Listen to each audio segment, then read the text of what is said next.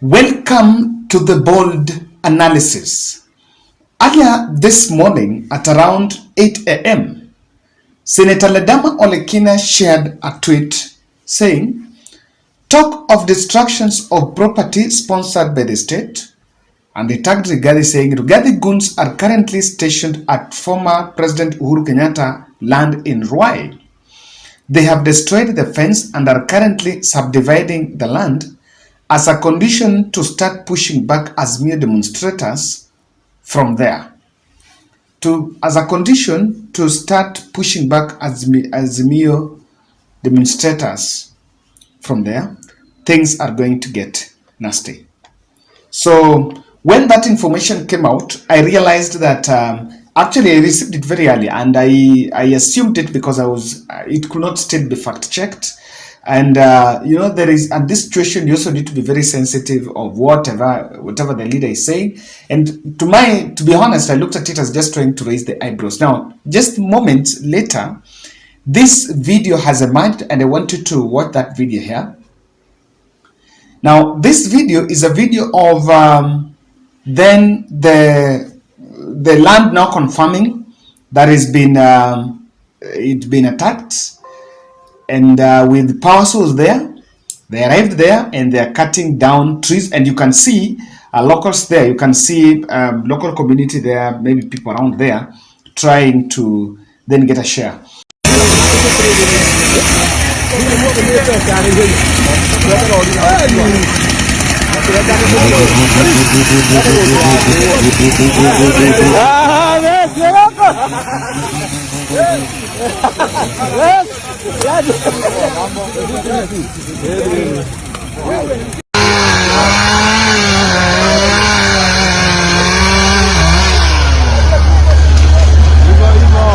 I don't know whether land can just be subdivided that way without clear line, but of course it's just showing that the property is not protected.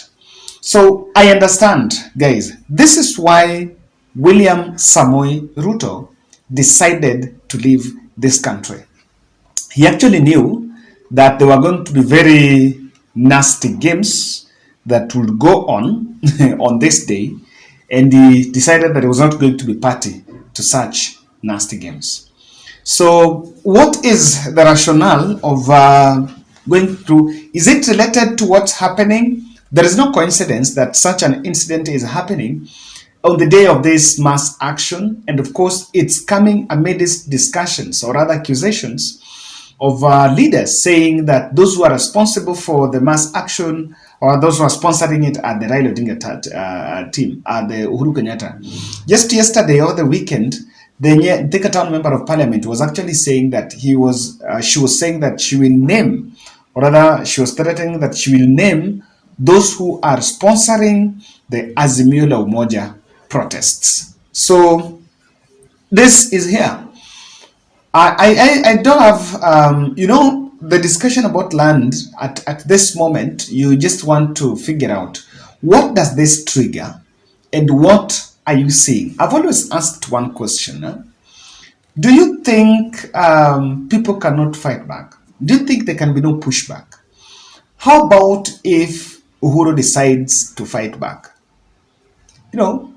We are getting into a very nasty environment. And how about if Uhuru decides to fight back? How about if others decide to fight back? It borders provocation, because honestly, I don't think there is any legal means. Are these goons? Probably those are goons. Now, that cannot happen. And I want to believe that one of the privileges that still the former president enjoys is protection of his properties, if indeed that land belongs to him, or maybe it's propaganda. But then, what are you seeing? What do you think is what do you think is the real issue here? And I can tell you, if you look at Ledama Olekina's tweet, people are actually doubting on what exactly is going on. I am seeing something more than this. CBD is blocked. Raila Odinga is yet to be seen. And the discussion is about the cost of living. The issue of bringing, of even going to attack that land, to me, just cutting down trees cannot be a ground to, you cannot, even if you cut down trees, is it going to add, is it enough for you to go and subdivide? No. You cannot take that land by going there to cut down the trees. That's the reality. You cannot take someone's land by just cutting down the trees. But wait, aren't we supposed to be planting more trees? Why are we hiring goons to go and cut down trees? The truth of the matter here is, no one would leave his place of work and take such a huge risk to go and cut down trees in someone's shamba without deeper support, without deeper understanding. No, it cannot be a coincidence. It cannot be by accident. It must be organized. So the question of it being organized or just people taking over, that's not it. It is organized. Then, why are we cutting down trees while we are also talking about people should plant trees? Images of people or rather something associated with the government that cutting down other people, trees in some fields, to me goes against what the public expects of protecting the very same trees. We were talking about protecting trees, but where would you take time? Where would you take an opportunity to go there and start destroying other people's properties? I want to tell you, without mincing my words, there are just some 4 reasons why this is happening. Information has been circulated. It's not by coincidence that is happening today. Number 1, I think those who are behind it are just planning to divert the attention of the country because it's gaining steam, it's gathering steam. That's number 1. And the fact that it's gathering steam, it's on the cost of living. I can tell you, I even saw Uhuru Okot making a U-turn and saying he's going to support it. These are people that were not on it. We'll have to look at that. But then he's saying that I will support the mass action to push government to lean and understand the reality, but not to the stolen election. For the better part of this week, I think what has made the mass action to gather steam is the question of the cost of living. Now, if you ask me, the stolen victory question was just there to try and was just a starter pack, just a starter. But as gathered momentum, it's on the cost of living. So one of those things, some of these things that are happening is just to try to divert the attention. And whether someone is sponsoring it or not, or whether it is being sponsored, I may not speak on that because that one I don't have evidence. Otherwise, it's a war of words between the politicians. But then, if you attack former President Shamba, what do you expect? Someone is expecting very well that in a rebuttal, if Azimio are coming back and they will come back and give a statement or trying to, or even condemning that, what are we seeing? If you condemn it, you'll be told that, okay, it seems you are taking people to the street to just defend former President Uhuru Kenyatta. Now, on that, you divert the attention from the issue of the mass action becoming a people-centered issues to be individuals, leaders on it. So that to me is the tactical bit in it. And if the Azimio team are just to handle it, it will be handled on the legal path. Very clear. The same way government has the structures, those who are in charge of the estate should actually report to the police, let investigations be done and everything. But then I just find a question, a very clear question. This is provocation. That's number 1. This is provocation. So if someone is trying to provoke Uhuru, what do you think is the end game? What does that person expect? Does someone want Uhuru to come out? Uhuru has been so quiet, and Uhuru family, they've been so quiet even though the smear campaign has been going on since Raila Odinga started the rallies and the protests. So, despite the fact that the Mount Kenya politicians have come out and really attacked president, in the recent days, former president has come under attack, but has kept quiet. He's not talking. So this borders provocation. Now, if he's provoked, what do you think? Why do you think people want to provoke him? What will be an outcome? I think number 1 is to see if Uhuru Kenyatta is coming out to talk. And if he's going to make a comment on it, then we'll start a discussion about that land. Maybe there is contention, or someone is trying to think about, it's possible. Maybe it's some times of encroachment, or someone wants to take over the land. So the discussion will start coming up, and I can tell you the discussion about land with Uhuru Kenyatta family is very emotive, it's very lengthy, and it's very sensitive. It's something that this country can discuss for the next 5 years. So someone wants to start a discussion about land that Uhuru Kenyatta owns. That's it. Because I can tell you, what you expect tomorrow or the other day is you see politicians then saying that Uhuru Kenyatta should not tell us about that land. How many land does he have? And the other squatters, and the people don't have land. How many do you think he has denied other people? The discussion about land is what is coming now. I just wonder, and I don't want to lose my thought. Simple question. Even if you bring the discussion about land, will that successfully suppress the cost of living question? I'm just wondering, even if you start such a discussion about the issues of land, will that successfully suppress the cost of living question? That's what we need to agree. That's the discussion we should actually have. So, on terms of that provocation, I don't think successfully were there protesters that were being mobilized somewhere, and slowly by slowly, there is something that Raila Odinga team said yesterday, and we regarded them as we say that it was just pedestrian talk. There was a talk of goons now being mobilized to try to run some very illicit errands on this very Monday.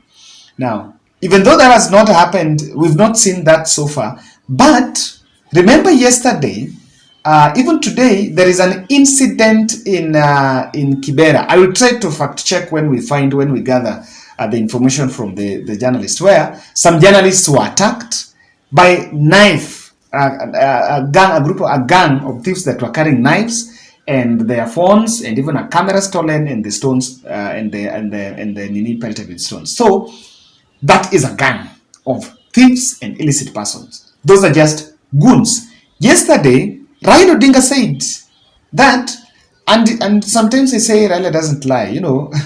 I remember talking to that gentleman who was telling Brother Kevin Raila has never said a lie. He said yesterday that there will be goons. What they will do is what has not been done. But then what we have seen today is that journalists have been attacked. Now, in that other end, I also affirm is also attacked and by power saw people carrying power saws and cutting down trees. So it actually comes, and I don't know whether people say that, it actually brings the point, the discussion on, are we really having guns? Are we really having goons that have been planted? That's the discussion. In fact, if this thing is organized and it's coming a day after Raila Odinga talking about the goons, then I think those who could be organizers needed to be a little bit smart. Now, even if you had want to attack Uhuru Kenyatta's place, Shamba, so you can do it another time. Must it be today?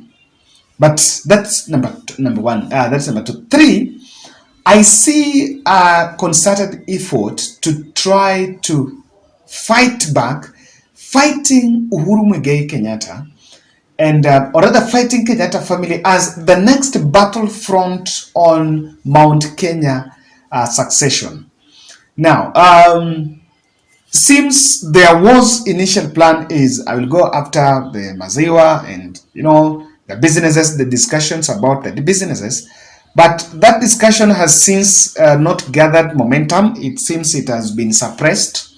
So they've gone, looks part of the sustained effort to go after the former president. It's a very critical one. It borders the succession politics there. I don't think, and I may be wrong on this, but I don't think it has anything to do with mass action.